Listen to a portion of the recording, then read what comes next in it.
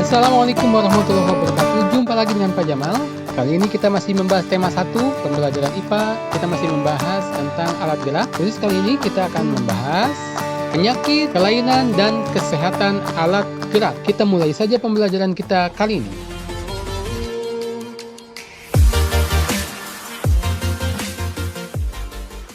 Penyakit dan kelainan pada tulang. Beberapa penyakit dan kelainan pada tulang yang akan kita bahas diantaranya adalah fisura dan fraktura, kifosis, lordosis, dan skoliosis, rakitis, dan osteoporosis. Kita bahas saja satu persatu. Fisura dan fraktura. Fisura disebut juga sebagai retak tulang. Biasanya terjadi karena kecelakaan. Tidak sampai patah, tetapi tulang mengalami retak-retak, dan ini tetap saja sakit. Yang kedua adalah fraktura. Fraktura disebut juga sebagai patah tulang. Ini biasanya karena kecelakaan yang hebat, sehingga tulang kita sampai patah. Fraktura ini ada dua jenis. Yang pertama, fraktura tertutup. Tulang kita patah, tetapi tidak terlihat dari luar. Jadi patahnya di dalam saja. Dan yang kedua ini yang sedikit mengerikan, tulangnya patah dan tulangnya menyobek daging keluar.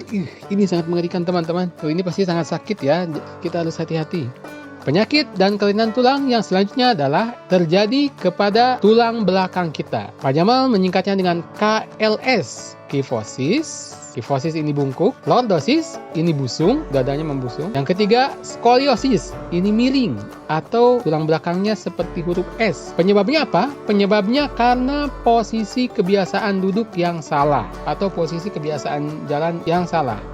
Kifosis bisa terjadi karena kita biasa duduk seperti ini, bungkuk, sehingga tulang belakang kita lama-kelamaan akan ikut bungkuk juga atau mengalami kifosis. Sedangkan lordosis ini kebiasaan duduk yang seperti ini, tenggeng, membusung dadanya. Kalau lama-kelamaan sering seperti ini, kita bisa mengalami lordosis. Dan yang ketiga ini kebiasaan duduk seperti ini. Sudah bungkuk kemudian miring lagi. Bungkuk dan miring. Sehingga tulang belakang kita bisa lama-lama seperti huruf S. Kifosis, lordosis, dan skoliosis. Kifosis bungkuk, lordosis busung, skoliosis miring. Penyakit dan kelainan tulang yang berikutnya, rakitis. Rakitis adalah kelainan tulang akibat kekurangan vitamin D akut atau lama gitu kekurangan vitamin D-nya secara terus-menerus serta kekurangan kalsium dan fosfor. Rakitis disebut juga penyakit tulang lemah. Akibat tulang lemah ini pertumbuhannya terganggu sehingga bentuk tulangnya berubah. Biasanya terjadi pada masa anak-anak atau pada masa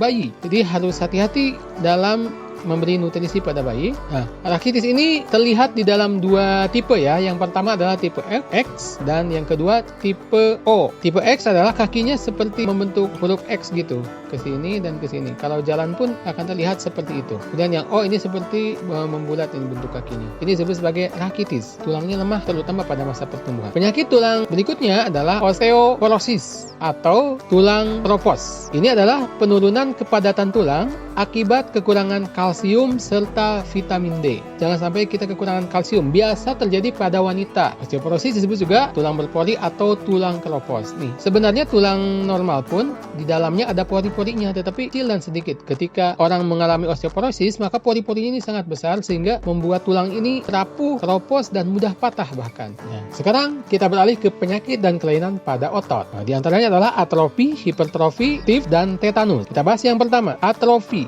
Atrofi adalah kelainan otot di mana otot menjadi kecil karena jarang digunakan. Perhatikan gambar berikut. Ini adalah otot bisep orang normal dan ini adalah otot bisep orang yang mengalami atrofi. Ototnya ini mengecil.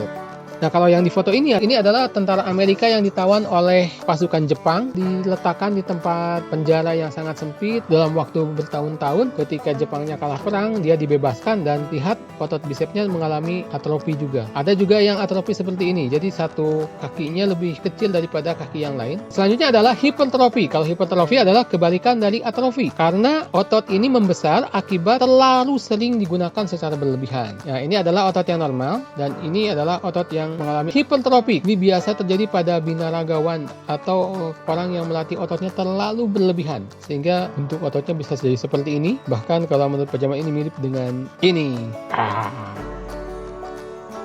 Selanjutnya, kelainan pada otot yang disebut sebagai stiff atau kaku leher. Kaku leher biasanya akibat cedera atau terkena meningitis, atau juga terjadi akibat salah gerak. Leher-leher kita menjadi kaku dan sakit. Dan yang terakhir, penyakit pada otot yang disebut sebagai tetanus. Beda dari penyakit dan kelainan sebelumnya, kalau tetanus ini disebabkan oleh infeksi bakteri Clostridium tetani. Nah, biasanya terjadi akibat kita menginjak paku atau benda-benda terbuat dari logam yang sudah berkarat. Di situ biasanya ada bakteri Clostridium tetani ini. Nah, bakteri ini masuk ke dalam tubuh kita, mengakibatkan otot kita mengalami kejang-kejang. Kalau yang kejang hanya otot kaki, mungkin tidak terlalu berbahaya. Tetapi jika sampai ke otot-otot yang penting, misalkan otot jantung, kejang-kejang, itu bisa mengakibatkan kematian. Nah, selanjutnya, apa sih yang menyebabkan gangguan alat gerak tersebut? Beberapa hal yang bisa mengakibatkan gangguan alat gerak adalah, yang pertama, posisi tubuh tidak benar saat duduk, saat berdiri, atau saat tidur, dan sebagainya.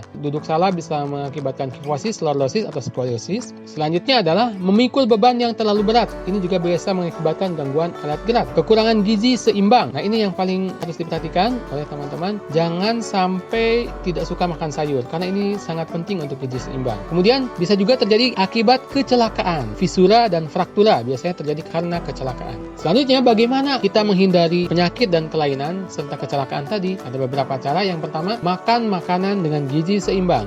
Ada lauk pauknya, ada buah-buahan, ada sayuran, dan ada makanan pokoknya, ditambah dengan susu lebih baik. Kemudian, posisi tubuh yang benar. Nah, ini kalau duduk bagusnya seperti ini, tidak bungkuk dan tidak juga membusung. Yang ketiga, olahraga secara teratur. Olahraga bisa dilakukan sendiri seperti berlari atau bersama-sama seperti main basket. Nah, itu dia teman-teman pembelajaran kita kali ini. Sampai jumpa.